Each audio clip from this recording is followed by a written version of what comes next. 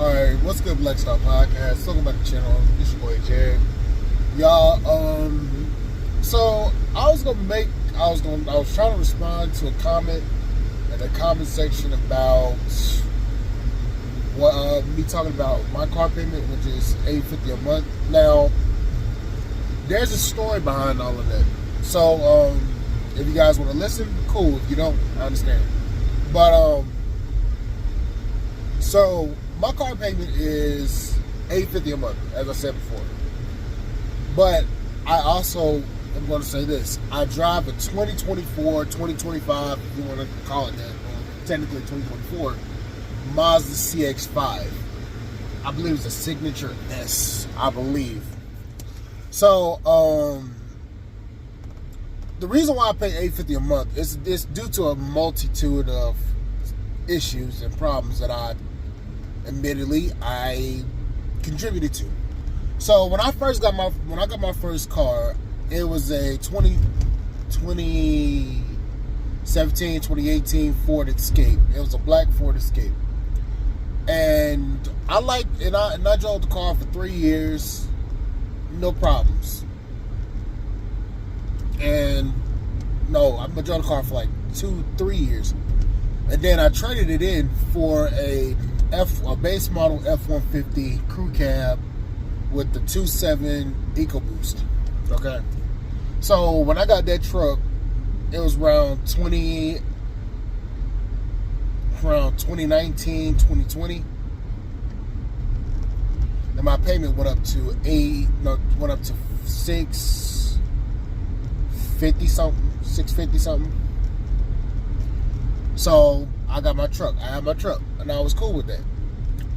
Then pandemic hit, and I was having issues paying my truck because I was on furlough. I was furloughed by BMW, and that's when I traded my car in for my silver Ford Escape. It was a 2020 Ford Escape, and I traded it in. Now, that's where I fucked up. I traded my Ford Escape in. I traded in my truck for my Ford Escape. That's when all the problems went down. My payment went down to around $550, $560. And then right around middle of last year, almost last year, I traded that in for a black Kia Sorento. A black 2023 Kia Sorento. And that car, I didn't want to trade in. So I'm gonna just start by saying that I didn't want to trade that car in, but the way that my loan was set up, my mom was the primary on that car, and I was the secondary. So what if she said go? Okay, I know, stupid, right? So what had happened was, my car had an airbag issue, and the reason why I traded in for that car is because my Escape was having a starting issue. I don't know what was going on with my Escape, but the way that my car was, it didn't want to start. Like, after I filled up my tank, it didn't want to start up. So I had to literally hit the gas a little bit just to get that car to start. So I was having issues with that. So I traded it in for my Escape. So then my mom had started having issues with Kia Finance, Kia's maintenance team and all this stuff. And we were having issues with it. Okay? And for me, I liked the car. I didn't care about the maintenance issues. Okay, I'm back. So sorry about the weird cut. But I'm at AAA. But the way that my car situation was set up, my Silver Escape was having issues with starting, and I was worried about it not starting. So we went down. So my mom went to Kia, and she got the car, the loan. Now that payment was $840.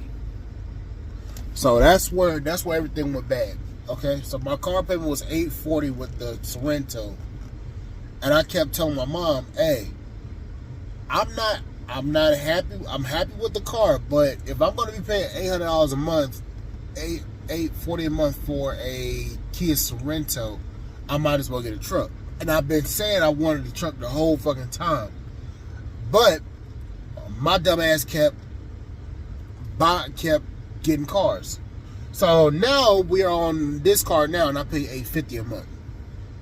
They got me in at a good interest rate, I guess. I'm not really sure because I really wasn't there, and I was just trying to get the fuck out of there because I got tired of hearing my mom bitch complain about the fucking Kia.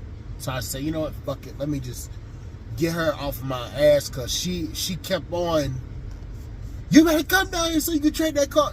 Basically that bullshit. So now I'm in the car I'm in now. But what I'm saying is, for all the younger people, and I'm going to give a little bit of advice because I've been through this shit. If you have a parent that is trying to ruin you financially because of their own impulses, you cannot listen to them. Because that's exactly what my mom is still trying to do technically. That's exactly what my mom is trying to do. She's trying to ruin me financially because of her own impulsive decisions. Okay? Me, I was impulsive when I got my Ford F-150. I was being impulsive when I bought that truck. But I had plans to use that truck for a lot of stuff before the pandemic had hit. So I was already planning on putting that truck to work.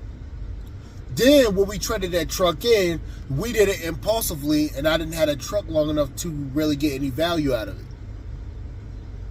So, I impulsively bought the truck, but I had a plan. Then when we got the Sorento and we got the other Escape, and then we got this car, she did it, and I signed the damn paperwork on this car too. But we did it impulsively. And we didn't think the shit through. Then also, on top of that, my credit has suffered during the pandemic a lot. My credit had got hit hard. Yeah, so we did it impulsively. But that's the thing. I had to learn from my mistakes because I was being impulsive, and I'll admit that. Especially when it came to my F-150. I didn't wait long. I didn't wait enough to actually get the truck I really wanted, which was Ram 1500. Now I'm gonna say this though, before I got my F-150, I did have the opportunity to actually get a used Ram 1500. It was a Ram 1500 with a 5.7 Hemi. It was a white truck with tan and brown. I think it was a Laramie or a Longhorn Laramie. It was a nice truck, and I would have had a Ram. Now, ever since that day, I've been trying to get a Ram. I've been trying to get a Ram 1500 because I like the Hemi. I like those trucks. Now, what I'm going to do is, because I still want a truck, I still want a pickup truck, I'm going to wait. Because it doesn't make sense for me to keep going up in payment and continue to hurt my credit, because that's what it's been doing. Yes, I've been able to keep up with the payments on this car with my YouTube income, but it still doesn't make sense because for me to get a brand new truck, especially at the interest rates they're at now. So I'm forcing myself to wait. Well, hell, I'm not forcing myself, and circumstances forcing me to wait. But still, in a sense, I'm waiting. I'm waiting for everything to get better, so I can afford what I need so I can afford what the hell I want. Because I don't want to go out here and buy a truck that I don't want again, paying a high ass car payment for it, and I don't want the truck. I'm gonna be, and the thing is like, all the new technology that's coming out, and these new pickup trucks, these new trucks and everything, it for me is more the fact of the reliability issues. I don't want a brand new car because of the reliability issues. new software, new technology, new engines that have not been proven. You have Chevy with their 4-liter, their 4 cylinders, and their Silverados. I, for one, do not want a truck that's new. I will always say this: if I get me another car, it's going to be a used car. I'm not buying another car because as soon as you drive off the lot, you got the depreciation. If you are looking for a car and you trying to be the next best thing or the one that has the nicest car on the road, you can do that, but you're going to pay for it in the end. And that's exactly what I did. I paid for it because, well, literally I paid for it, but I paid for it because of impulse decisions. Young men, young women, do not impulsively buy a car just because you want it. Always make sure you got your finances in order. Learn from somebody that was a dumbass when he kept buying cars and couldn't afford the shit. Please, learn your lesson now from me. Don't listen to somebody that's impulsively buying shit just because they're trying to keep up with the fucking Joneses. That shit will financially destroy your life. Please now, I'm begging you. Don't do it.